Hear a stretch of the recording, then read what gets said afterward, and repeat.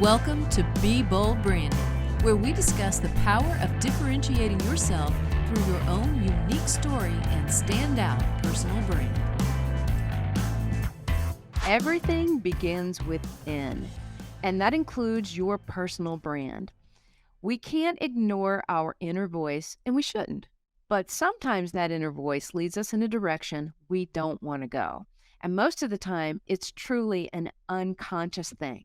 So today we're talking about the importance of developing your inner brand before you let it shine for the world to see. Before we begin, if you're interested in developing your personal brand, please make sure to check out our Profitable Brand Mastermind, where we work hand in hand with coaches, creators, and experts to tell and showcase their story in a compelling and authentic way. And you can learn more about that at BrandFaceMastermind.com.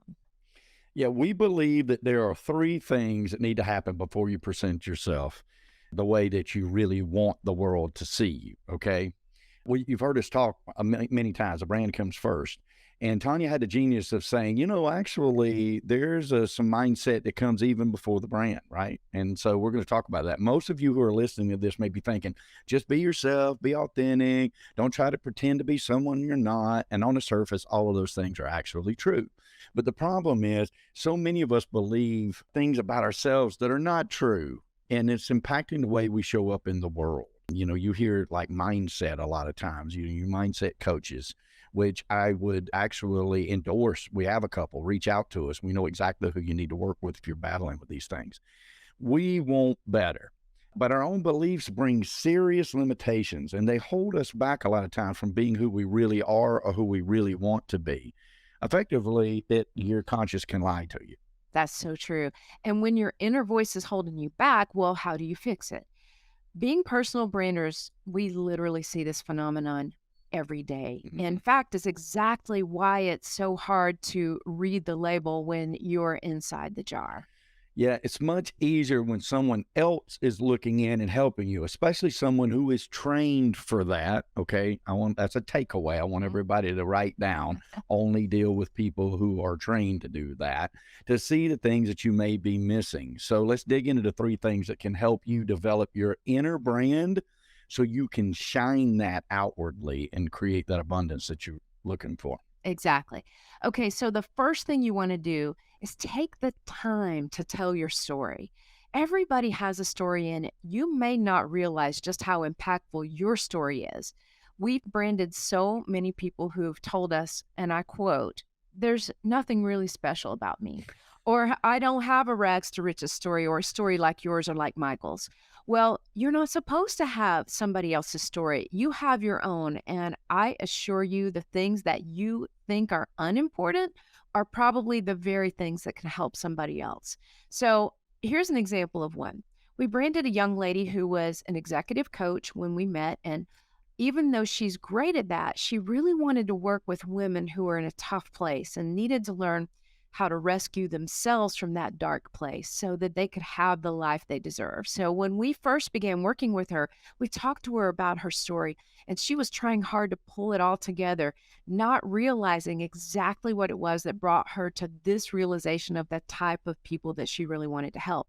Now, her dad had passed away from COVID 2 years before we met. And one night she called her mom after her dad's passing, and her mom sounded suicidal. She was in a very bad place. She was giving up and just did not want to deal with life anymore. And this young lady that we worked with, she spent a long time on the phone with her mom that night and talked her out of that place of despair. And she remembered that. It just really made a turning point for her. She remembered that story, and when she did, everything clicked. She knew she wanted at that point to empower women to rescue themselves and reset their thoughts from self-doubt to self-worth. And that's actually her elevator pitch. Mm-hmm. So you see, even though the story wasn't her own, it wasn't her own experience, it was her mom's, it put her in a position to be able to see her own self-worth, like what she was really great at. And that was exactly where she belonged. So when you're thinking about your own story, ask yourself this question: was there a specific person or event in your life that influenced who you are or what you're doing today? If you ask yourself that question, it's going to tell you a whole heck of a lot. And you're going to find stories that you really didn't realize existed before. Yes. And I want to say before I talk about number two, this is everybody takes this journey. Absolutely. Every human being. Number two, ignore everyone else's story. And we can't stress this enough to people. I started out in the auction business. I'm going to tell you my personal story a little bit. And I knew from the time I was 7, this is exactly what I wanted to do. Okay. I went to a car auction with my dad. He was in the car business. And we got there and we're walking up to the auction house. And this guy passes us in an Eldorado Cadillac with a white carriage roof, a white supple leather, and it's a gorgeous midnight blue car. And he gets out and he's got a trench coat on and a loose tied tie and a big old huge diamond ring and a gold Rolex watch. And I'm like, wow, I'm like just enamored. I was like, Dad, who is that? And he's like, oh, that's Steve. That's the auctioneer. And I'm like, that's what I'm going to do. And luckily, by providence, I remembered that in my senior year of high school, and I did that. I started straight into being an auctioneer. I was enamored by auctioneer. I loved the craft. I loved the style. I was just mesmerized that somebody could actually do that.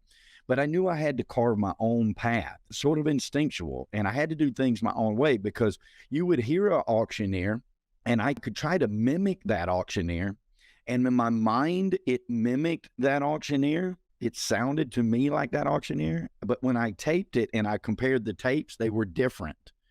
And the reason why is because we all have our own unique perspective. I say this all the time. Stevie Ray Vaughan was famous for picking up Eddie Van Halen's Flying V guitar one time and playing it.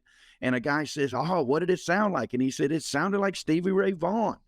Because they're two different guitarists, right? It didn't matter that he was playing with the same equipment. It still sounded like him.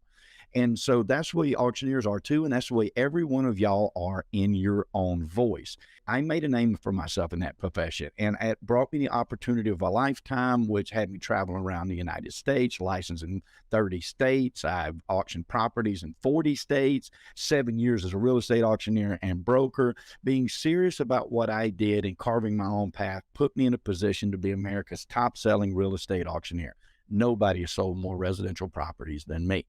After that happened, I also met Tanya, and we began to build my story. She did.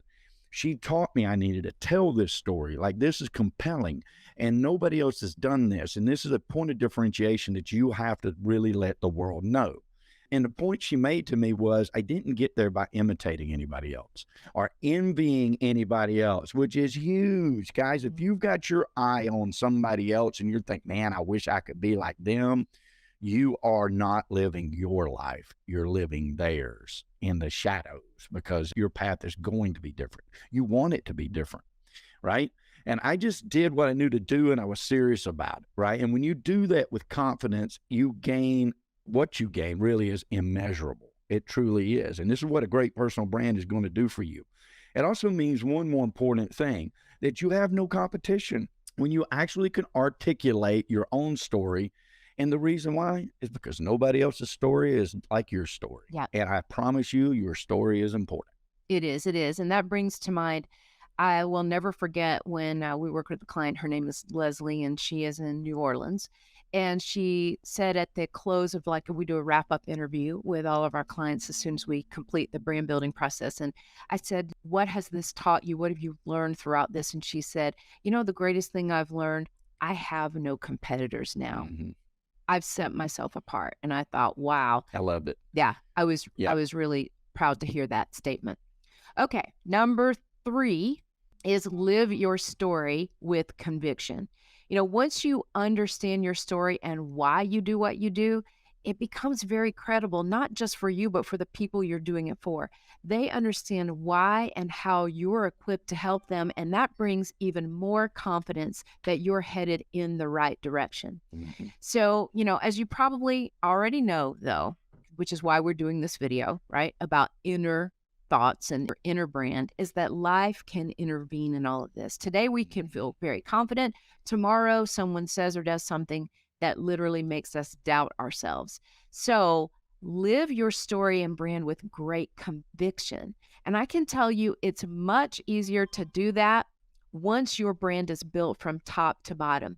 Every day, your brand messaging and image will remind you of your mission.